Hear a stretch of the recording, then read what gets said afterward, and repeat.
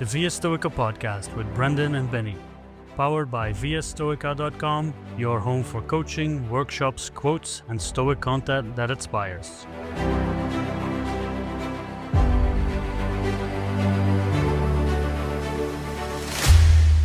Today we're talking about minimalism, and we're going to look at it through a Stoic lens. We're going to see what it is and how we apply it to life, and also why it has been important to at least my life, and from what I know from Brendan, also to his life.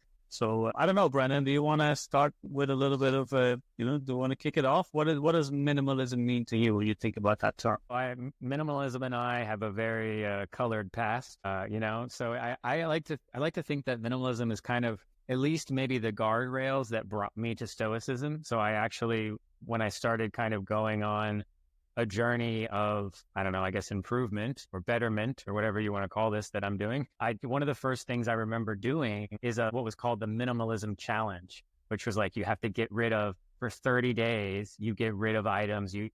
On day one, you get rid of one item. On day two, you get rid of two items. Day three, so on and so forth. So by the end of the month, you've given away hundreds of items. And so that's where I started, and I tried to do that. I got through it, and it was quite nice. But minimalism was always something to me that was a great approach to life, because it really, like you said in the intro, it gets you down to the basics. It gets you down to only the things you need that are most important. Yeah, great stuff, Brendan. I like that minimalism challenge, although I'm thinking about, do I like it? 30 days. Challenge like that. I think minimalism is, as you said, it is like a different relationship with something like that, right? I think everybody needs to see what kind of stuff they want and see how that really works for them. But when I think about minimalism, again, a little bit how I try to make that bridge there at the beginning, it's like going back to basics, and I never really did that a lot, right? My main step was when I left Dubai 2 years ago, where it was, I just sold everything I could sell and really boiled it down to the basics again. And for me, minimalism means like freedom when I think about that, like not being attached to stuff and giving the right meaning to what you own, and not making sure that it owns you. But that's where also maybe we can later on talk a little bit about the relationship between Stoicism and minimalism and the differences. But that's kind of what I see when I think about minimalism. I don't know, the definition of minimalism is to kind of live with less, right? Less is more. I don't know if you agree with that kind of definition there, but less is more is what the minimalists look at. And there are some differences with Stoic philosophy. But for me, it was a freeing moment when you sell all this extra baggage and extra things that you have in life and just say, nope, I don't need this. Then we just bring it down to what I really do need. And that's really little if you think about it, right? What is your experience when you did that challenge, or we start giving things away? How did you experience that? Oh, it was amazing, man. And I kept like a note in my phone, so I kept track of exactly how many things I got rid of, and from which area of my house. Like I had kitchen, living room, kind of just like a jump closet, my closet. So I was keeping track of where the items were coming from too, which was kind of interesting. But it was, like I said, it was very eye-opening in the sense that it's probably how I learned that we don't really need most of the things we keep around. And I also realized how much stuff I kept that was like, oh, I might be able to use it for this one instance. Like, oh, if I go to this event, I'll use this jacket. Like, why am I holding on to this jacket or this thing or whatever to possibly wear at an event that may occur in history? Like, I just don't, it seems so silly to me. And then even in that realization of the silliness, I then immediately went back to, but this is what everybody does. Everyone hangs on to a suit or a jacket or a tux or whatever for that one time they might need it. And I'm just like, but that maybe is the problem. We've been kind of wrapped up in this idea of like, well, that's what everybody does. Everyone passes down the set of china from their grandparents forever and ever. But do I need to hold on to a china set? I don't know. I don't think so. It doesn't bring me any joy. And I think that is really where it comes from. And I like what you said too, that minimalism kind of equals freedom to you. Because the way I thought about it, I agree with that it is a sense of freedom, but it was from the frame that because I have less stuff, there's therefore less things I'm concerned about. So therefore less things that can cause me trouble. So for an example, one of the things like Kara and I now live in Panama, in the jungle. So it's damp here. There's a wet season. And because of that, a lot of our stuff can grow mold, and especially leather goods and things like that grow mold very rapidly. So you kind of have to like keep up with cleaning them. So, Kara and I were a few weeks ago, we're cleaning all of our stuff, kind of doing a mold pass through our closet, which we have to do on a regular basis now, living where we live. But it was almost like, I have these leather shoes and like, am I ever going to wear these? But I have to now clean them every couple months. I have to come in and clean them and remember to do that or they're going to be destroyed. But like, or I could just give them away and never have to think of them again. So it's just like, that's the way I think about when it comes to minimalism. Minimalism is the like mental taxing that happens because you own physical goods. And then it's also just like changed my perspective of how I deal with physical things. Like I now want to go digital as possible, a cryptocurrency, NFT, maybe that's another topic for a different podcast episode, but I'm moving a lot of my things and my assets into digital goods because they're easier to move with. They're easier to manage and maintain versus physical goods and physical assets. Yeah, I like that shift, right? And I think that that's also when we think about minimalism. And for me, as you were talking and you realize what time and effort and how things really own you, you start to learn to see what your priorities are with stuff that you want to keep, right? So if you say like the leather shoes, you have to clean them. So suddenly they become not just leather shoes, but they become this object of worry and object of you having to spend the time to clean them. And then you can ask yourself, do I really need this stuff? So for me, it's not just, and this is a question that I was raised with because we didn't have a lot of money when we were like younger. So whenever we wanted to buy something, my mom asked that question, like, do you really need this? And when I was younger, that was really frustrating because, yeah, of course I need this. I need everything. I'm young, and I look at all my friends. They have all this stuff. I need it as well. And now it's become this liberating question. Do I really need this? And I look at it as like, I don't need this. And then I can get rid of it. So it is this mental exercise of looking at where your priorities are and what is really important in your life. That's a good exercise with minimalism where you can check yourself and then you say, okay, how important is this in my life? And do I want to have this occupy some mental space in my mind for worrying about it or doing these things? One example I had when I left Dubai and I sold everything, I had a lot of books that I've read there and they had some meaning to me, right? They meant something that were like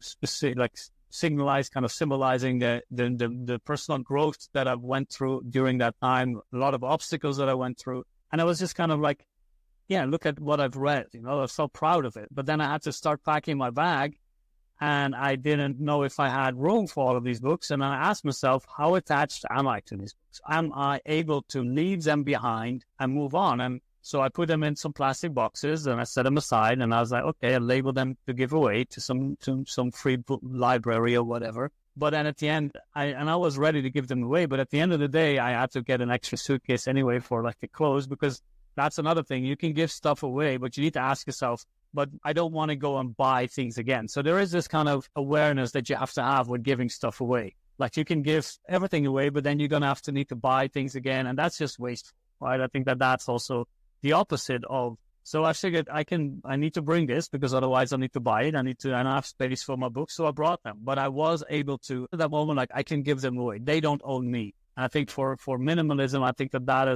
is a really good mental exercise to detach yourself from those material things and make sure that you can live your life and without them occupying that mental space. Yeah. I think that though, like, and it's good that you bring this up because I think minimalism sometimes gets like people have this idea that the goal of minimalism is to get down to as few items as possible, that you own as little items as possible. And you wear that like a badge of honor. And one of the things, and that was probably something that made me like hesitate to go down this path of minimalism because I don't necessarily believe that. And then I heard someone talking who was kind of a pretty well-known guy in like the minimalism world. And I think he had something where it was like, he had 40 some odd items that he owned. And then he also had a collection of comics because he's obsessed with comic books. So he had a bunch of comic books, probably in the hundreds of comic books, right?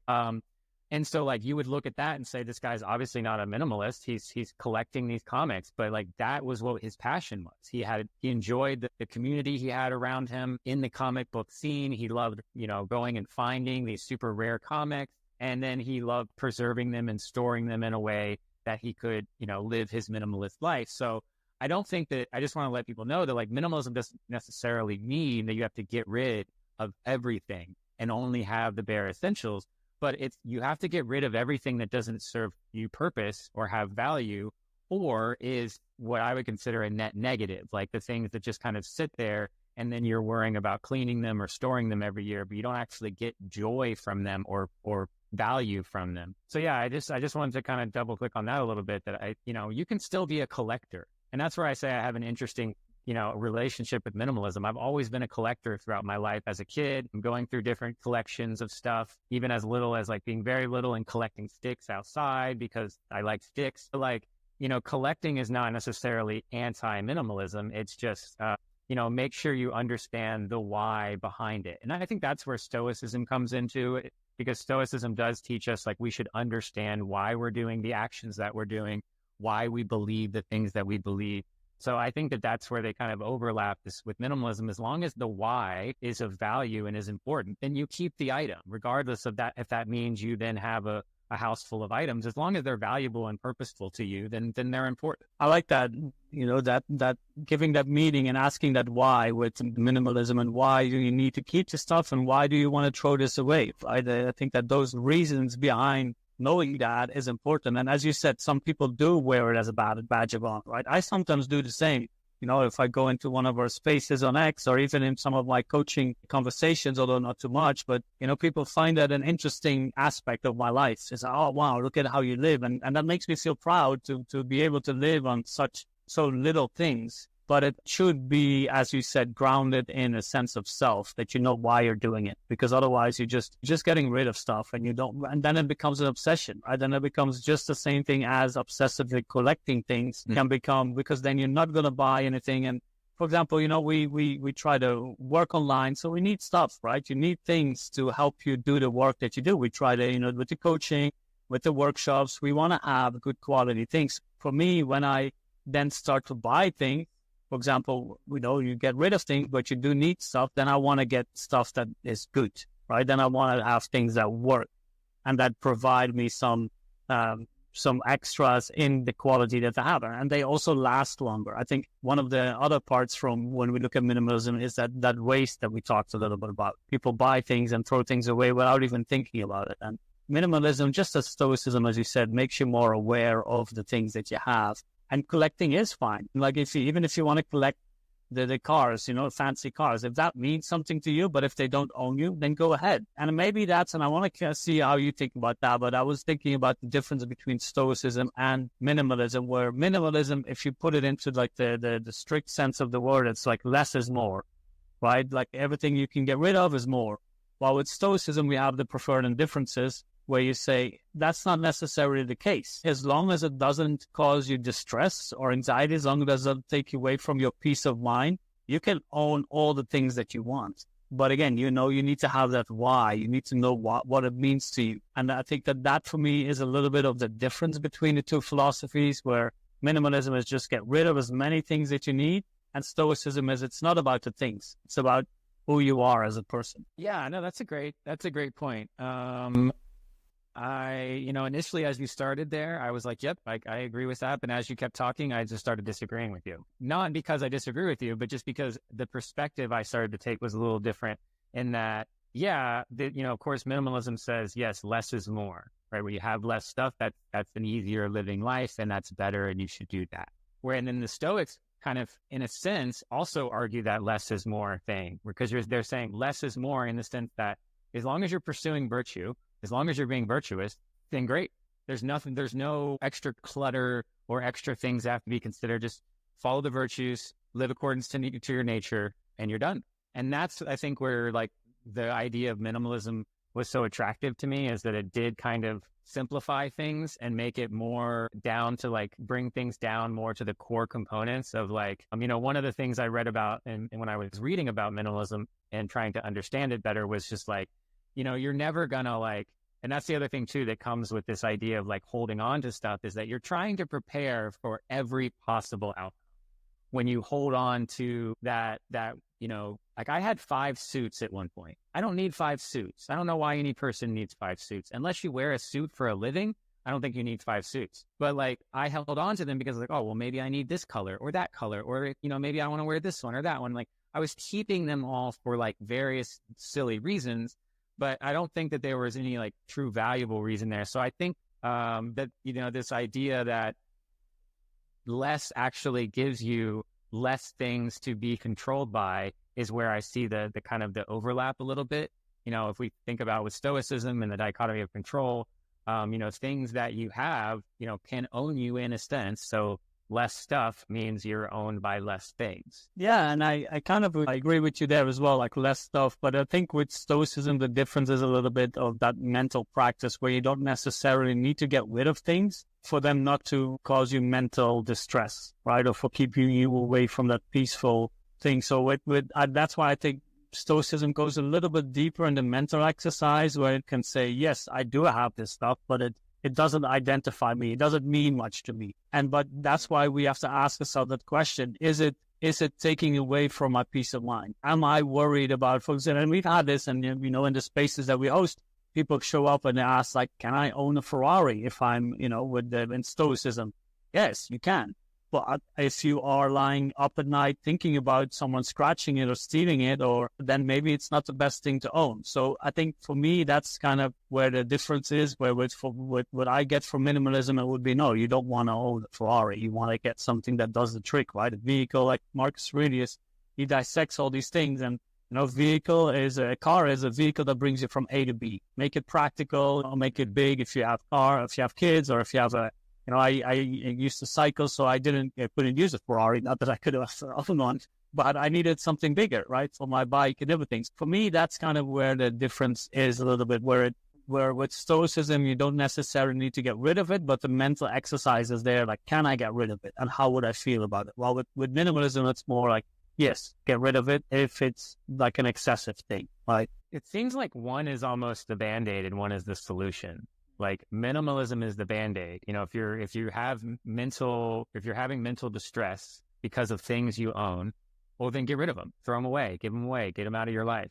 But what Stoicism does is says, well, why do you have mental distress? And let's work on that, because whether the things are present in your house or not shouldn't impact your mental distress, shouldn't impact your mental situation. So yeah, I like that. That's definitely, I think we figured it out. Yeah, we've done it. We've done it. All right. Let's go. And I think what you said about being a Band-Aid, it is one of those good practices that, especially when you are at the beginning of your journey, that minimalism can help you get started because it has some clear practices. It's difficult to just mentally say, I have all this stuff here and it doesn't mean anything to me. And it's difficult because we live in a world where it's comparing with other people, and where it's like, look at me, like a lot of status is derived from the things that we own. And Stoicism really tries to get rid of that, but maybe minimalism as a technique, as a tool, can help you get over that first hurdle where it's like, okay, just look at everything and give as much away as you can, right? And I like that 30-day challenge that you mentioned, because that is a very good practice to become aware of things. Because once you throw things away one day, you already start to think, okay, what am I going to throw next? And if you have to do it, then, how you look at stuff differently. And it reminds me of, like, my mom is very much of like a minimalist. She wants to throw stuff away. And then my dad, he's a very much of a hoarder, because he's like, hey, I might be able to use this. I'm just little, wooden board of whatever, So like my mom makes him throw stuff away to bring to the dump. And then the next day he kind of hides it somewhere else, right? So that's a little bit of a mismatch there. But that's something that we should also be very honest with ourselves with these things. So if we are going, like, again, we can take everything to the extreme, right? Moderation is necessary as well with something like minimalism, because we can take things to the extreme where we just say we throw everything away.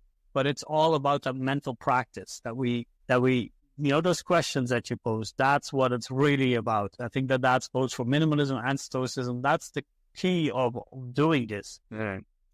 Yeah, it's interesting you brought that up as a way to, as this being the start, because like it was very much, I think, where I started was this minimalism thing.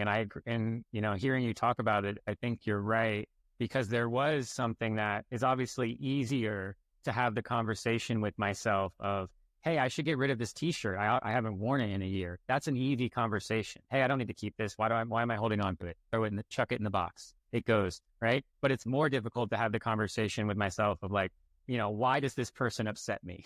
Why do I have fear right now? Why am I scared of this change? Like, those are harder philosophical questions to answer. So yeah, I think that's a great point, because, and again, the idea for me, at least, with getting rid of stuff, like it it almost freed up the mental, it helped me feel lighter and more agile. And then I don't know, for some reason that like led to, at least to more confidence. And then the more confidence led to like being able to ask myself some maybe more difficult questions and be more honest with myself. So I do think that while not maybe exactly correlated one-to-one, there is kind of a path that I went on that started with me just getting rid of crap in my closet and then ended with me dissecting my whole like human psychology.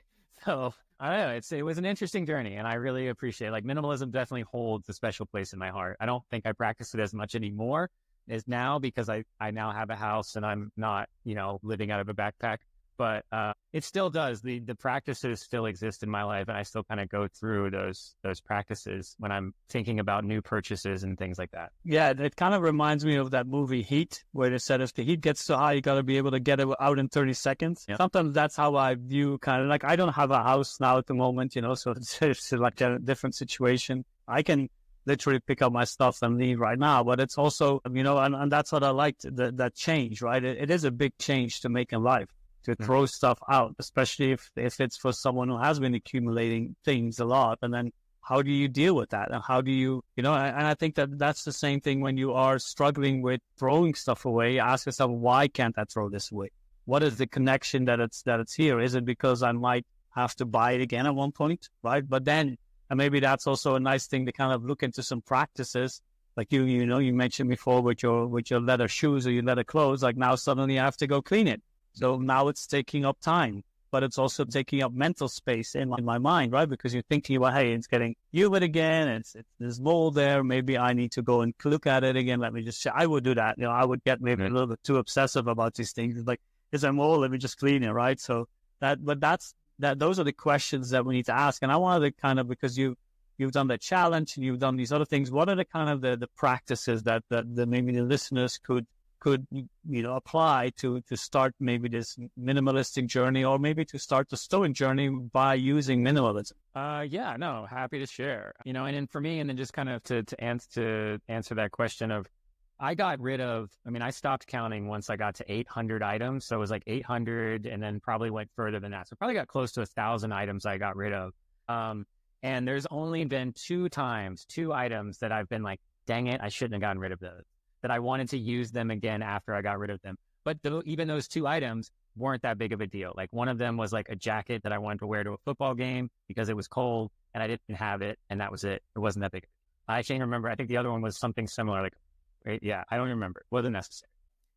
So at the end of the day, once you do these things and you go through these practices, I do think you very rarely end up in a situation where you've gotten rid of something that you really, really cherish, because, it's so difficult for us as humans just to get rid of stuff that we're not ones to just kind of throw it all away. But some of the practices that I use that I really gravitated towards that helped me out was, with clothes is the easiest one, because I feel like a lot of people just hold on to clothes. So I did something at the beginning of the year where I turned all my hangers around so that they were all facing one direction. And then as I used stuff, would turn the hanger back the other way. And then after so long, if, the hangers were still facing the original direction, I said, well, I haven't worn it in 6 months, a year, however long, it's out. See you later. So that was easy. I also really thought about, like, what do I do for 80% of my life? Like 80% of my life, I was going to work, going to the gym, going to the beach, going out to, with my friends, or out to a bar or something. So I was doing like pretty much 5 activities. Okay, well, what are the clothes and the items that I need for those 5 activities, and make sure that I have at least those. And then the other side of the equation, which is, of course, one side of minimalism is getting rid of stuff. The other side of the equation is not buying stuff. So what I did for that side of it was I said, okay, if I wouldn't pay double the price for the item, then I'm not going to buy it. So if the item cost $100 and I was debating whether or not to buy it, if the item cost $200 and I would still buy it, then I'm probably going to buy it, because then that means to me that it's worth double its cost. And that might be something that I want to consider buying. Also, time. Like anywhere you can put time in is always beneficial. So when it comes to like online shopping, and this is just a little tip out there from an e-commerce expert. Go, if you want to buy something and you want to buy it from a website, add it to your cart and leave it there for like 48 to 72 hours. There's a good chance that they're going to send you a discount code because they want you to buy the product. So it's a way to, if you actually buy the product, to get it for a little cheaper. But also if you make that rule with yourself where you say, I'm going to wait 48 hours after I add it to cart before I actually check out and pay for it, well, then that gives you some time to like determine if this is really important to you, if this is really something that you need or want.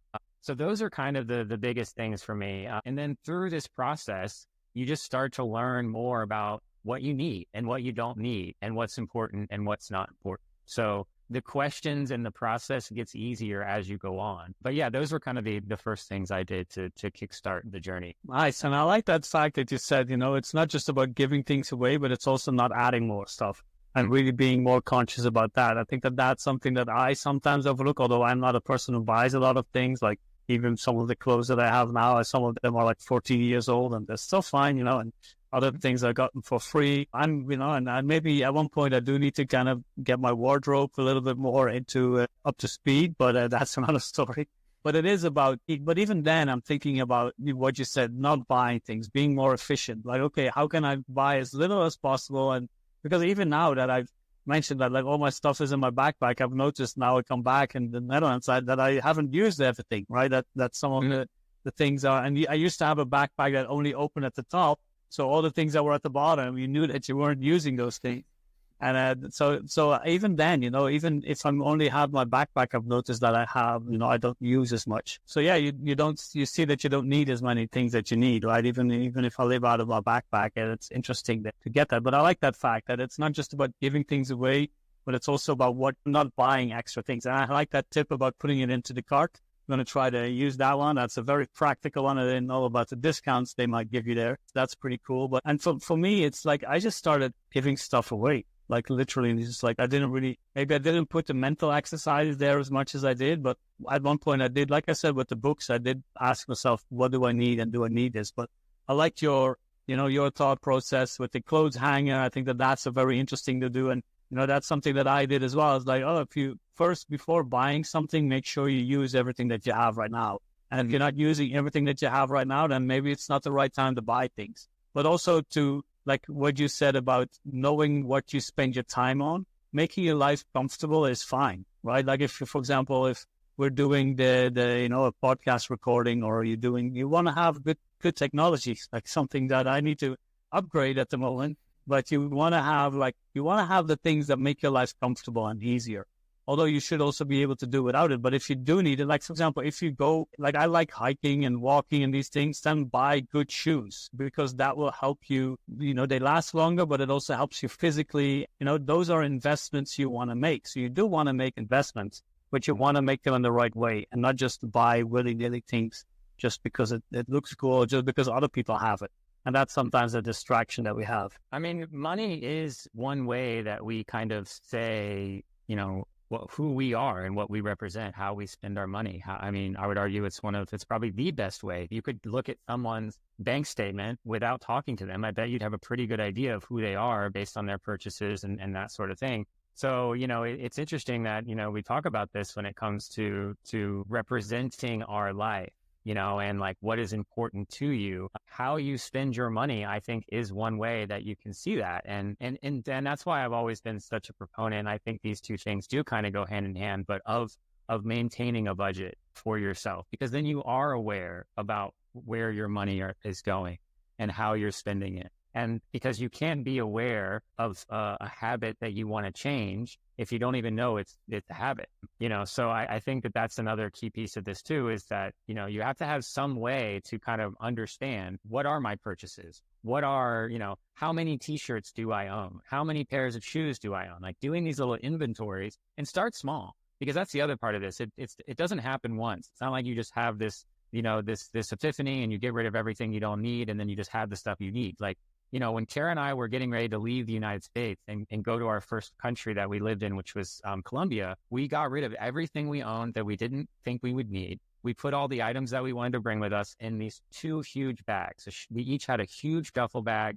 and a backpack on top of that. I think it was like over 300 liters of stuff that we each had. because that's how bag sizes are done, is in liters. And we lived in Colombia for 3 months, and then we had to go back to the US for like this little emergency situation we had. But when we got back, we cut our stuff in half again because we're like, this is too much stuff, So we went through the process of getting rid of everything, and we still brought twice as much as we actually needed. So this is a long process. This is an ongoing process. It's not one that you're going to get it right the first time.